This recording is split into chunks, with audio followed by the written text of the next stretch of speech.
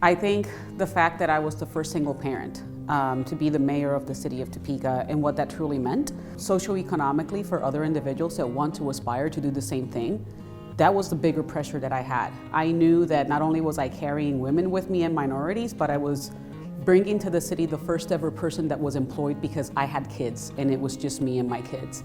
That was the part that felt really big for me because I felt that if I didn't do the job correctly, there was not going to be another person that has a job that is not an affluent person, that is not retired, that was going to run for office. And what I wanted to bring to that was youthfulness and engagement. And I'm hoping that I did a good job in that term, but it was something that was always burning in my shoulders. So I think that the fact that our community right now has gone from being known as a community that was not very inclusive because it was the home of certain groups that were not very inclusive in our community to now we are top ranked in the MEI.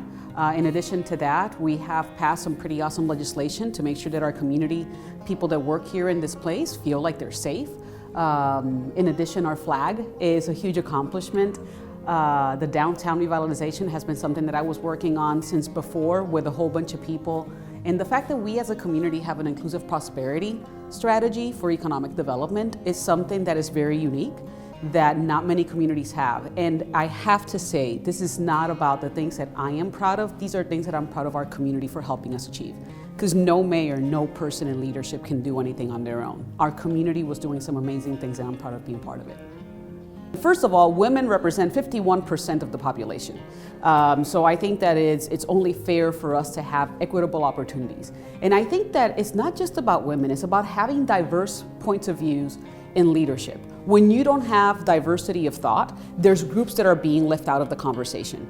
So diversity includes everything from not only being a woman, being a minority, veteran status, disability status. I mean, there's so many spectrums, gender identity.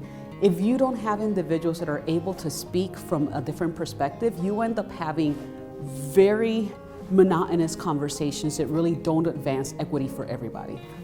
Kathleen Sebelius, it's just not a question. She is just down to earth, no nonsense, just an amazing representation of what Kansas and the women of Kansas can do. We have so many women that have been doing the work in the background and have not been recognized. So for you guys to recognize Women's History Month is just another testament that diversity matters for our community. I love you, Topeka, always will.